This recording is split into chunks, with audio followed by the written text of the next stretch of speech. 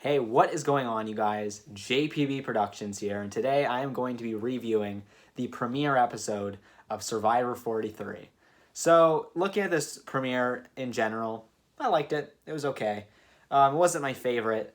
However, I think after this premiere, I think we got a lot of knowledge about these people. Something that the editors have really harped on in recent seasons is creativity in the edit, and getting to know these players on a personal level really early on so that you know them, and then once it needs to be a bit more of a strategic heavy season, you're okay with that because you've already gotten to know them already on a personal level. So I like that, and they really did, hammer that down in this premiere. And I was happy with how it turned out. There was a lot of funny moments. There was a lot of emotional moments. There was a lot of good character moments. So I liked it. I didn't think it was the best premiere in the world, though. Just being real. So looking at the grand scheme of this premiere, I'm going to talk a little bit about some of my major takeaways. So the premiere starts off with Jeff Probst really hyping up Survivor as a whole. He was talking about how, you guys make the rules this season.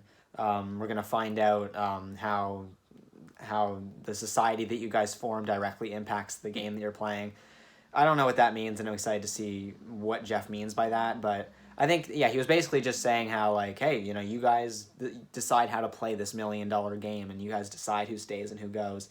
Interesting philosophy on the game. It made it made me think that watching the show would feel a little bit more pure, just because he'd say it that way, rather than considering it to be this big, heavy strategic game with advantages galore. Like, he was just kind of saying, like, hey, $1 million game, you guys decide how it's played. So I like that Jeff kind of introduced it that way, and he said, like, this experience, it can give you what you're looking for. This is a very character-altering experience. And I feel like, when you're stripped of the basic amenities of life, you find out what's really important. And it's one of the reasons why I would love to play one day. It's just not only because I love the game so much, it's also because I would be curious to figure out what I could figure out about myself out there, because it is a very character-altering experience. So I think that the game, you learn a lot about yourself in the game. 100%, you learn a lot about yourself in the game, and I think that it's cool that he said that, to just remind players too, like, it's not just a game; it's also a character building experience.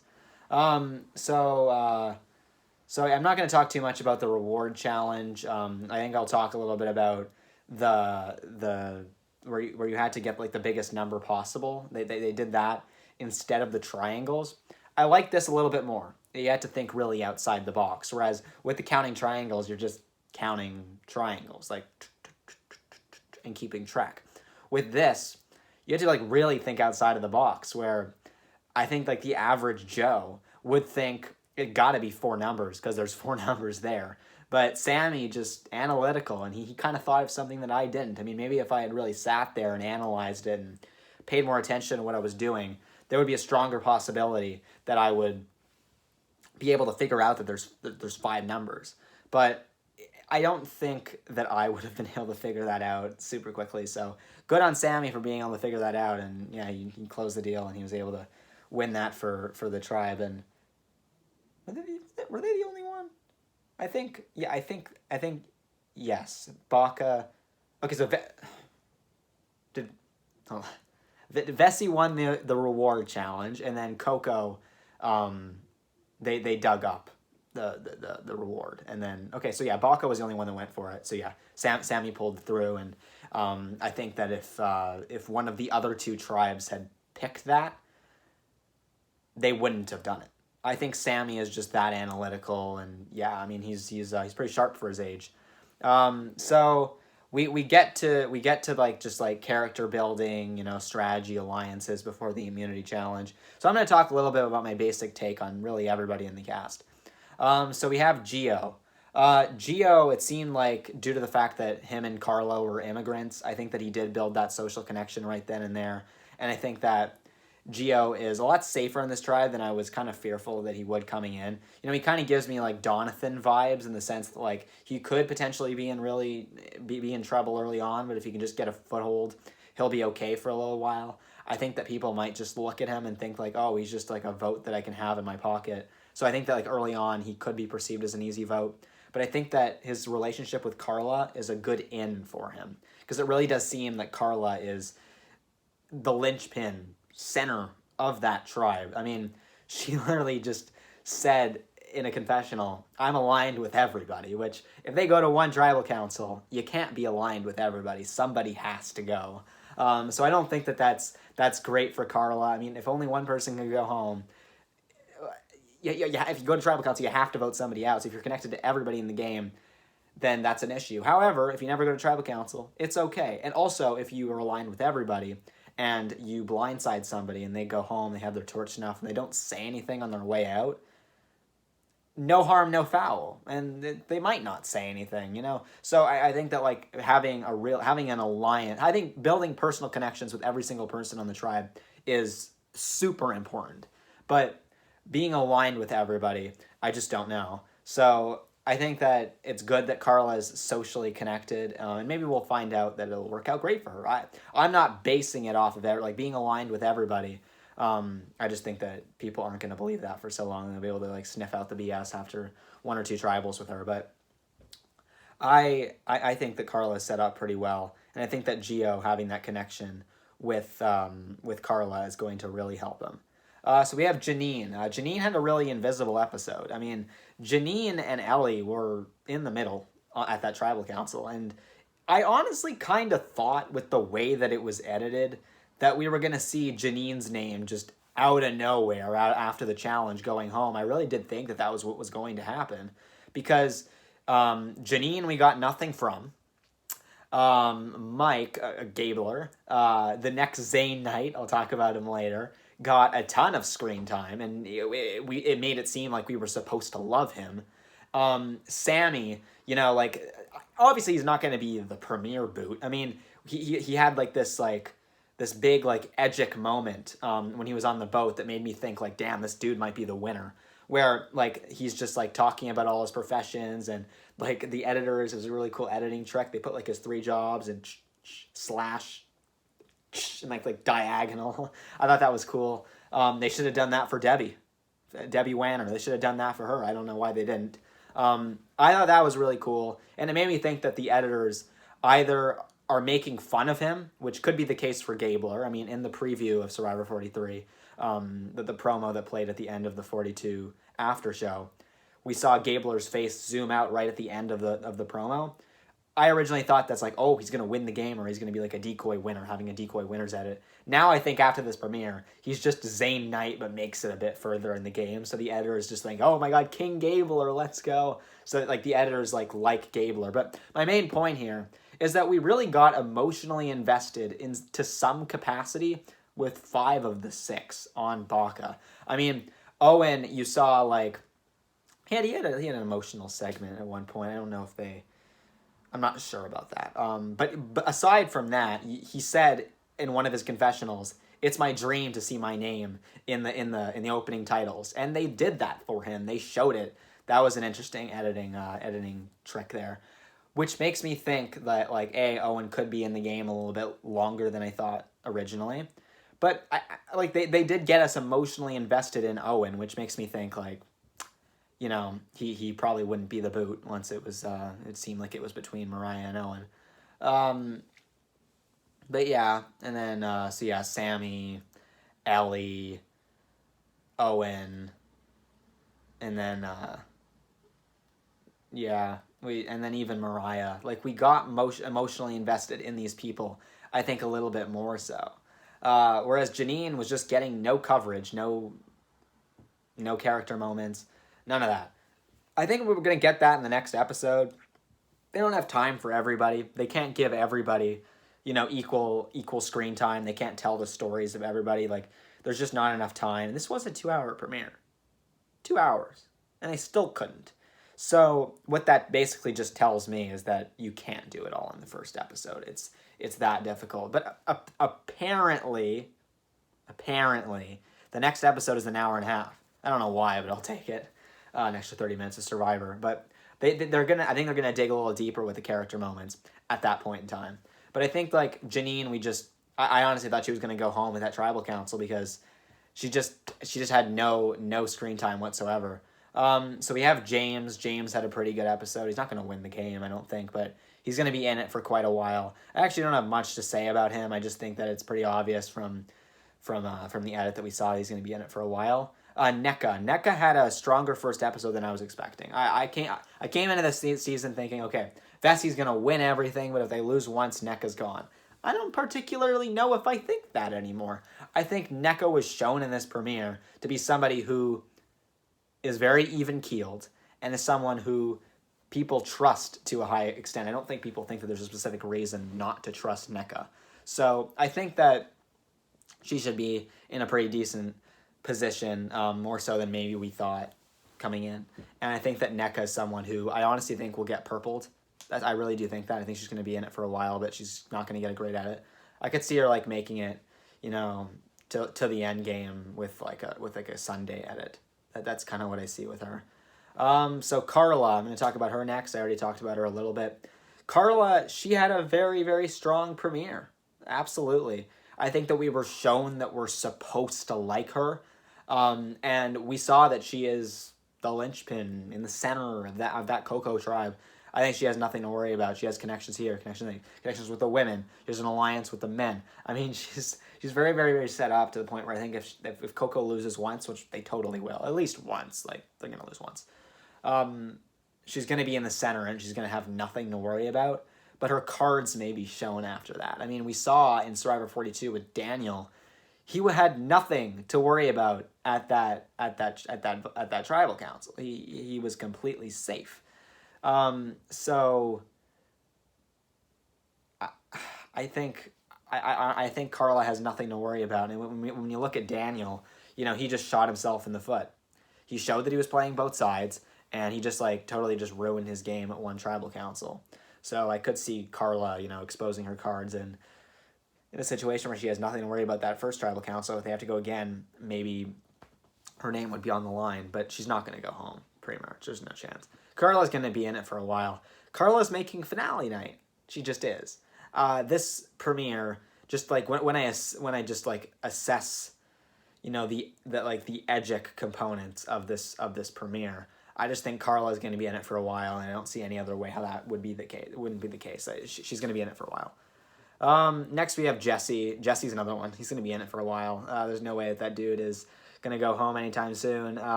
And honestly, after this premiere, Jesse's probably one of my favorites on the cast, if not my favorite. I think that he has a really interesting emotional story, how he was originally affiliated with a gang. And even though we were already kind of told this story, in the promo, I was really happy that they digged a little bit deeper in this premiere, where we got to get pictures of him, and we really dig really deep into who he is and the story that he has. And he's someone that I think he has a very emotional upbringing, and I think that he's had a massive glow up, obviously, and a very, very interesting story. And I think that he's someone to look out for. Absolutely. I mean, I kind of had him as an FTC loser in my predictions. Now I don't particularly think that anymore. I think that he's someone who is going to be a threat to win, and someone who makes it very far. So Jesse could win the game. He's not really super high on that list, but I think that he's someone's going to be in it for a while. Cody, biggest red herring ever in the next time on Survivor for episode 2 of this season. Cody's apparently going to be the target of Vessie lose. No, he's not. He is not. I don't even think Vessie's losing. Cody has nothing to worry about. The dude had the biggest entertainment character drive in the episode that you'd expect for a tribe that won everything. Vessie's the only tribe out of the 3 that won every challenge, or both challenges that they competed in. So I'm not scared for Cody at all. I think Cody's going to be a big character on this season. I think that, like I said in my predictions, he's going to be the Keith Nail this season. I don't think he has anything to worry about. I think he's going to be in the game for a very, very long time. So next up, we got somebody fun here. My winner pick, who, just this guy just screams totally not the winner. Dwight, I'm talking about Dwight here. He's literally like the only person after this premiere, other than Mariah, that can't win. Like, everybody else could win. You're not going to cross or anyone else out. Dwight is the only one. He had a terrible premiere in the sense the editors made him look stupid with like the music and everything. Like they made him look so bad. And like I feel bad for Dwight watching this. Like, oh my gosh. Like Dwight, at this point, like he's either going to be a late pre-merge boot and just have like make up like a ton of mistakes. Maybe he's going to be the next JD and just make a ton of mistakes because his edit kind of reminded me of JD. He reminded me a lot of JD in this premiere, but like without like the enticing, endearing elements. And he's someone that's either going to go home late pre-merge or he's going to make the merge and just be super messy and go home. Like Dwight just was not what I was expecting at all coming into the season. He's not gonna win this game. He's not. And we saw him lose his vote and tell everybody that he did, which I guess like a lot of them are just gonna like wonder, hey, like what did you do on that island? And I think it was good that he was honest. Not particularly good that he said that he lost his vote. I think that he should have said something and make it really, really believable. But he instead decided to tell everybody that he lost his vote, which I think makes him a lot easier vote if Essie ever loses a challenge. So I don't particularly know if I agree with that decision. Next we have Gabler. Gabler, king. Favorite. I love him. He's a strategic mastermind. He's also a copycat. But Zayn Knight, he copied Zayn Knight there, and Zayn Knight's a phenomenal player, and I'm so freaking excited to watch Gabler play this season. Like he comes in, and I don't even think he's like the biggest fan in the world. I mean, he finds this idol good for 2 tribals, and he just like tells everyone, "Hey, look, I got it!" And like everyone was super excited for him, and like him getting that only benefited him. And then after the challenge, he literally just goes to his entire tribe, and then he's just like, "Yo, it's not ethical, or based off of the moral conducts that I follow, I am not playing this. I cannot do it." So, and I'm going to use my shot in the dark because that's more ethical. What? It's just so funny. Like, the logic didn't make any sense. I just thought it was, like, phenomenal television. And then you just have Ellie, like, coming up to him and it's like, oh, you cannot shot in the dark. We need your vote. Like, this strategy would, like, never be coming out of somebody's mouth. Like, Ellie would never have to say that to anybody else. And, like, I don't even think Gabler is, like number 1 on my power rankings for the next episode because like he might just ethically decide that he shouldn't play his idol. Like, is this dude even gonna play it if they lose? Like, that's what I personally think is like really funny about this. So Gabler, I'm beyond excited to watch him play this season. I think it's gonna be a total blast. He could go pre-merge. I'm actually not like he might just be like the most memorable one-time pre-merge boot ever. Like, the editors clearly already have a sense of humor. I think they hire different people as the editors, like the unique editors to attach like names or like their job professions. Like you have Sammy who had like the diagonal job profession. That's probably somebody else from who we had in seasons 34 or seasons 31 or seasons 35 or even 38, 39, 40. So I think that, like, the editors are different. They have a bit more of a sense of humor. So I think there's a strong possibility that maybe the reason why Gabler is, like getting, like, such an amazing edit so far, in the promo and then even in this first episode, is maybe because he just goes home pre-merge and just has, like, the most interesting arc ever for comedic purposes. And yeah, just for interest purposes. I think that Gabler is going to be really fun to watch, no matter how long it lasts. So I'm going, choo-choo, Gabler. If anybody's on Reddit Survivor, there was the whole strunk, and now I guess it's Gabler. Or Gabler, yeah. So I think I'm so friggin' pumped to watch Gabler on this season. It's going to be a blast. Next up, we have probably the Edgic front runner after this premiere. We have Lindsay. I mean, Lindsay's one quote that really stood out to me was, "I have this opportunity to play this $1 million game. I got one shot at this. What am I going to do with it?" that was a really good sign. I think that looking at like every time that Lindsay didn't speak, she wasn't like a huge character in this premiere. But she's someone who I don't particularly think is that interesting. And I kind of see Lindsay in a similar boat to Ellie, who I'll get to later. And I think a lot of people think that Ellie is the Edgic frontrunner after this premiere. I think it might be Lindsay. And like Lindsay and Ellie going in the pre-merge. But I think that you do learn a lot after the premiere. Like you kind of think to yourselves like, okay, like that person is never gonna go out early like I thought they would. Okay, that person's never gonna win like I thought they would. Like those type of mentalities do kind of happen if you really pay attention to the premiere. And I think looking at Lindsay, Lindsay just had a really strong episode. I mean, she's just someone who very, very positive edit, and just based off of it, not even the game that she's playing right now. I mean, I still think Carla is a lot more set up better on the Coco tribe. I just think based off of what Lindsay has said to us, I think Lindsay isn't just in a better spot to win the game, just based off of what we saw. So next up we have Sammy. Sammy's someone who, I mean, he's like a younger guy. However, I don't really clump him in with like the Michael Yerger type of archetype. I do think he still has that arrogance at a young age. You know, me personally, I'm very, very arrogant as a person right now, and I think that when I'm like in my early 20s, that will dissipate. And I think that Sammy does have that like that problem. You know, I'm self-aware enough to know that I would prefer, I'd rather get cast at a really, really young age than never at all. But I'd prefer to play in my 20s just because I think that life experience and maybe self-awareness that you inherit at that point in time would help you in the game.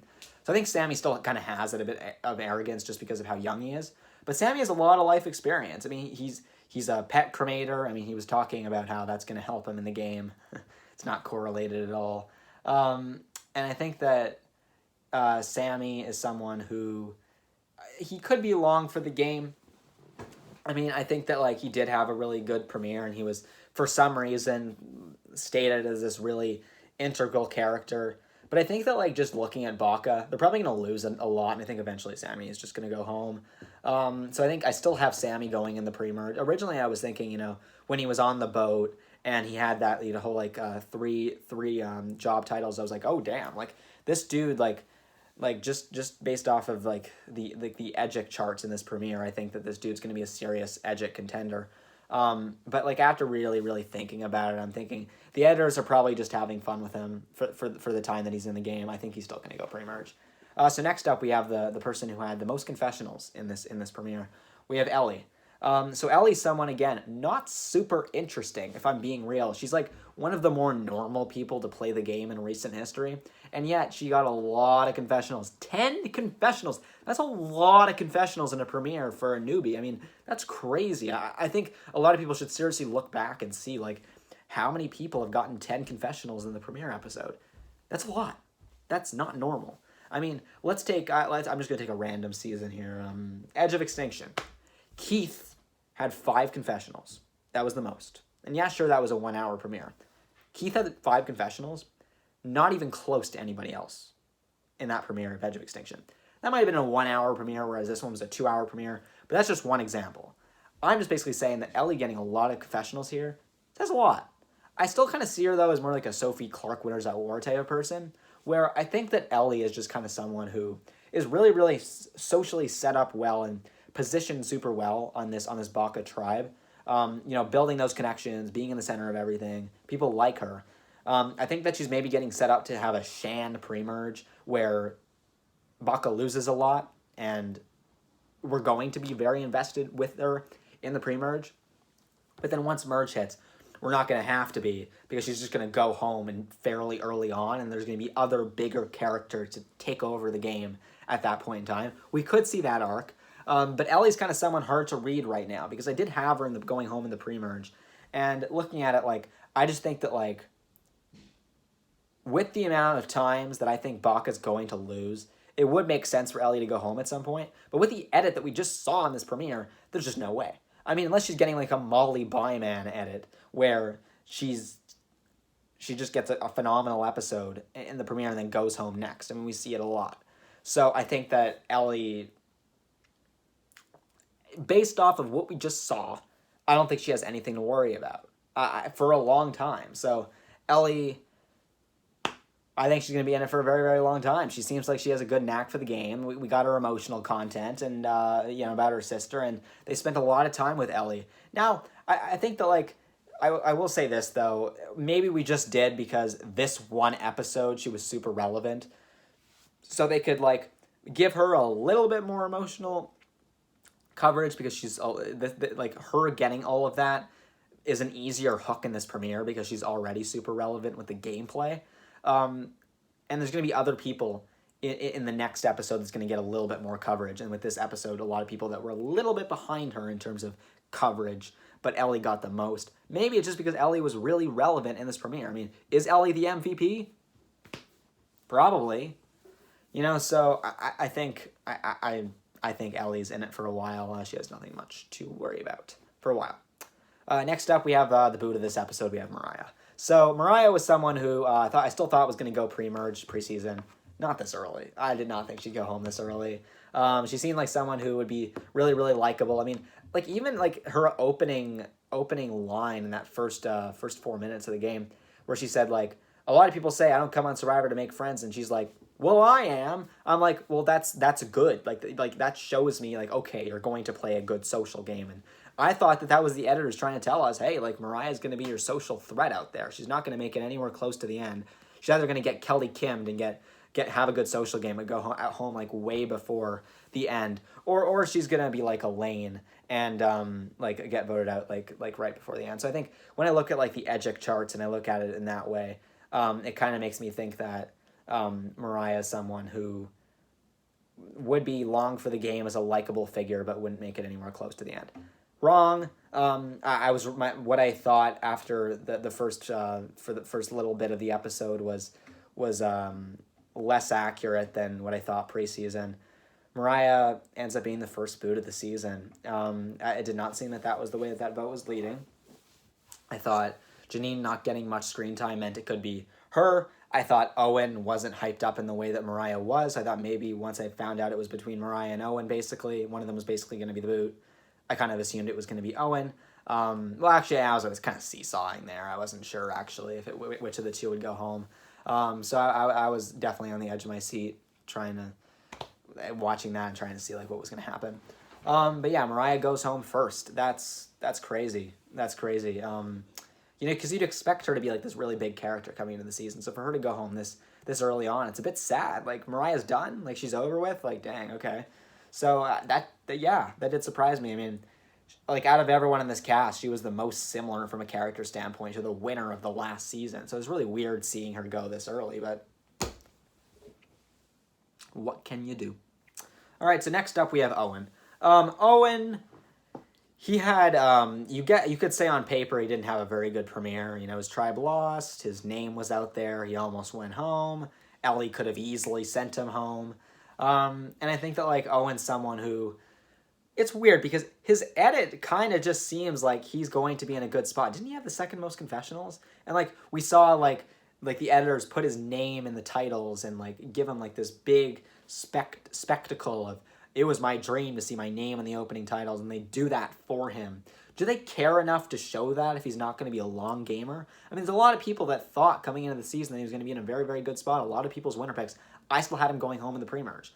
However, he only had a lot of confessionals in this premiere, but he's also someone who they didn't really show to make it seem like, hey, you're supposed to really want Owen to stay over Mariah. I feel like if Owen actually was going to do well within the game, I feel like maybe they'd hype Owen up a little bit more, so that you really, really, really, really, really were happy that Owen stayed over Mariah. I mean, we kind of saw this in the JD boot of Survivor 41, where between Jeannie and JD, it kind of seemed like it was going to be Jeannie, and it ended up being JD, but they didn't really hype up Jeannie as the one that you were supposed to want to see stay. And the reason why they did that is because she just goes home next. I think we might be seeing that with Owen. I think Owen's going to be going home in the pre-merge, probably on the later end of it, but with the amount of time with the other times that I think Baka's going to lose, I just think that eventually Owen's time will run out. So that's what I think about Owen. He had a pretty good premiere, but I don't know how long he's going to last. Next we have somebody who I'm a bit higher on now than coming into the season. We have Cassidy. So Cassidy, a lot of people, including even me, kind of saw Cassidy as someone that could be a really easy vote in that Coco tribe. However, it seems to me like Cassidy's very even-keeled. She has a good connection with Carla. Just like Gio, I think that's going to be Cassidy's in. I think Gio is the man that found the in with Carla, and I think that Cassidy is the woman that found the in with Carla. I think based off of the edit that we just saw, I don't think Lindsay has anything to worry about.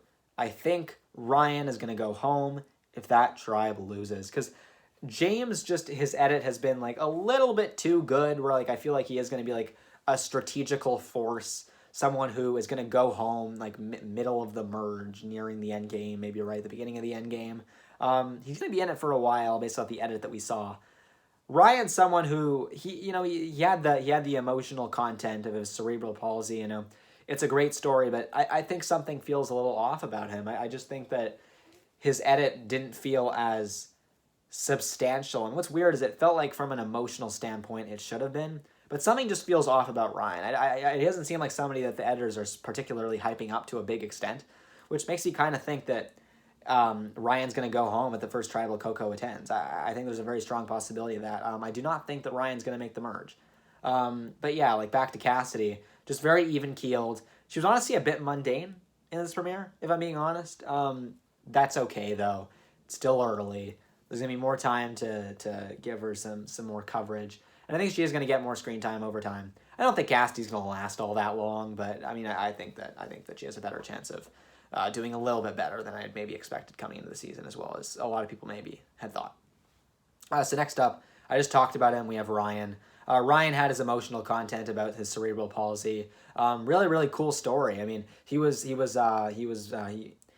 born 3 months prematurely, and he's still walking and everything, and he's living a normal life. I mean, that's really, really, really early on in the pregnancy. I mean, I think it's really, really cool that he seems like a normal guy. Like, he seems like he's genuinely healthy, and it's really cool to see. I mean, I would have never expected somebody to be born 3 months prematurely to be in as good shape as he seems to be. So it's good. It's cool. And I just think, though, that like something just feels off about him. I don't know. He doesn't seem like somebody who's going to last. He doesn't seem like the one that they're going to for story. And I think it's because the editors don't feel like they need to invest in him a big lot. It could be because he's JP and he's just boring. It could be because he's Angela and he's going to be in it for a very long time, but he's just not as interesting as the people surrounding him. Or it could just mean that he's going home in the pre-merge. I think it might be just because he's going home in the pre-merge. And I think that he's someone who I assumed coming into the season that people were going to feel like they needed him for challenges, but now I just don't know. I think that Ryan's someone who isn't as good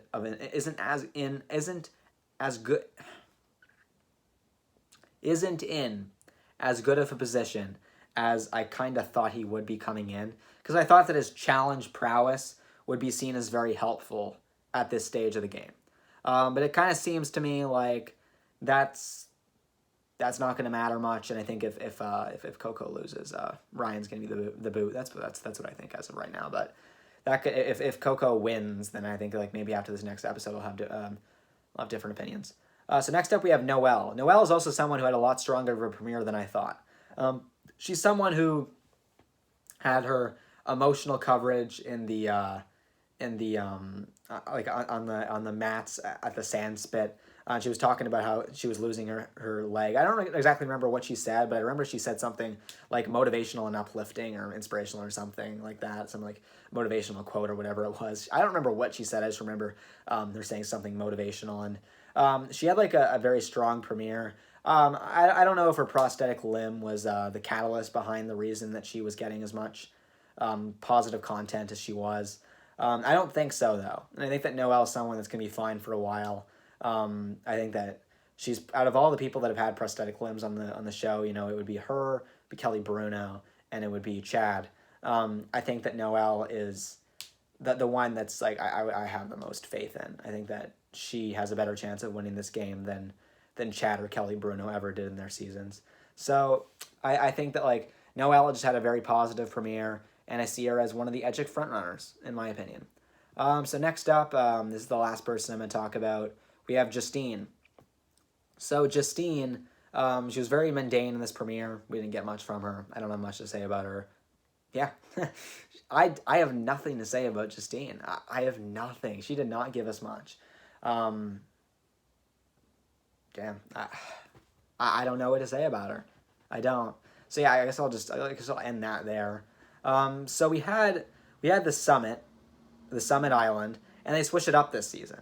This season, what they did is instead of having the prisoner's dilemma, they did something very, very similar, where they're all there together, and you can decide privately whether you want to risk your vote or whether you want to protect your vote. But this time around, if you risk your vote, you have a guaranteed chance, a 1 in 2 chance, or a 1 in 3 chance, depending on how many others risk their vote. So now thinking about it, it's not too different. The only difference here, though, is that there's a bit more of a luck component to it, whereas with the prisoner's dilemma and the ship wheel they did in 41 and 42, it wasn't as luck based because there was some skill in the sense that based off of how well I got to know this person, will they risk their vote or will they protect their vote this early on? It's a gameplay mechanic. It's not a personal mechanic, but you can maybe try and translate how somebody will think strategically based off of getting to know them on a social level. So I kind of like that aspect of it. I'll be honest, I preferred the ship wheel. To be honest, I did. So anyway, we have Dwight, Carla, and Mike going for it. Carla 100% made the right move. If she had gone for it, she would have had a 33% chance of getting it and a 67% chance of losing her vote. Good move on her part. So you have Mike, Dwight and Mike were risking the exact same thing. And I think that Mike maybe felt like he needed an advantage a little bit more, maybe felt like his vote didn't matter as much. I mean, clearly he was okay with losing his vote tonight. He had no problem rolling that shot in the dark. So I guess he just didn't care much to lose his vote, clearly.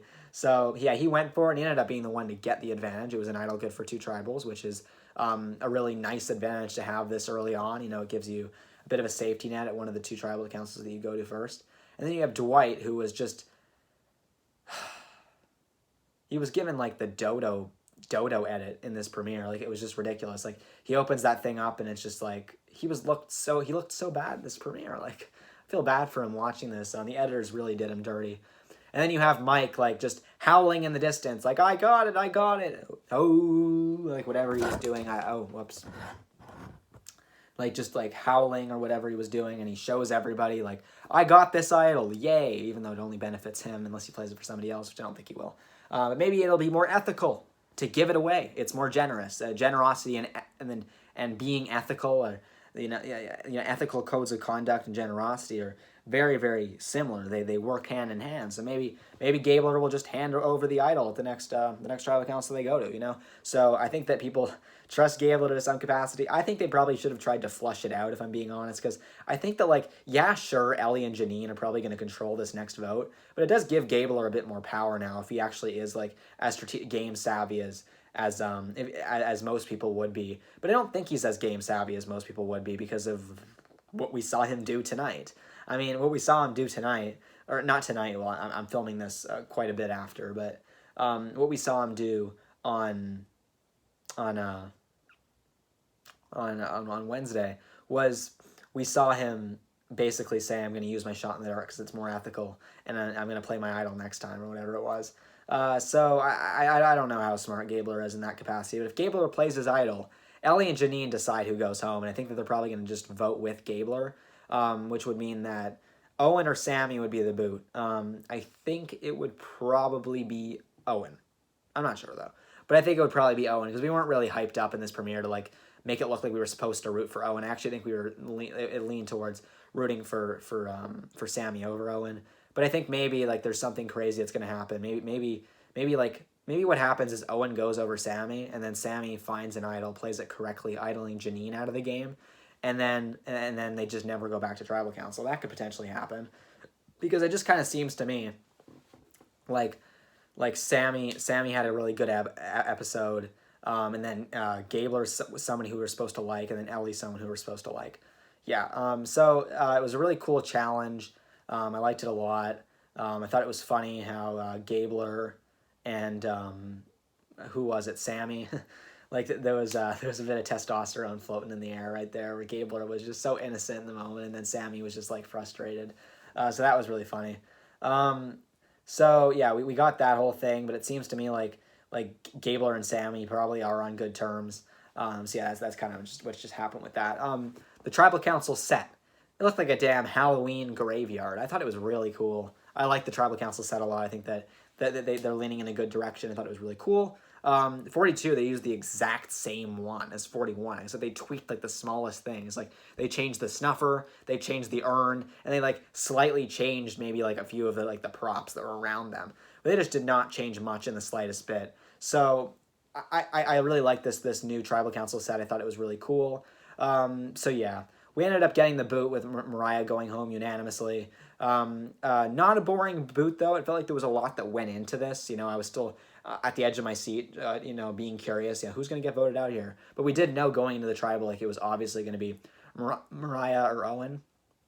I thought based off of Ellie's facial expressions, it felt like it was going to be Owen. So I thought it was cool that Mariah went home, but also a bit surprising to see someone like someone with like all these like such a unique look go home so early. And you know, looks aren't everything, but we've gotten to know this cast pretty early on, leading up to this point. And Mariah is like a bubbly personality that really really does pop. And it's not just because of all the colors that she wears. I also think her personality really did pop. So to see her go home this early on, crazy. So yeah, 5-1 vote. I look forward to the future of this season. I think this could play out in many different ways. And I think that there's a lot of people that could win. I think right now there's nobody that I'm entirely ruling out for winning except for Dwight. My winner pick. But yeah, it's not going to happen. Cry myself a river. But yeah, Dwight's not winning this game. It's just not going to happen. He can't. He just can't. I just don't see it. He got like a really dodo edit in this premiere, so yeah, I don't think it's likely. So with that, that's my thoughts on this premiere. Let me know what you guys thought of it in the comments.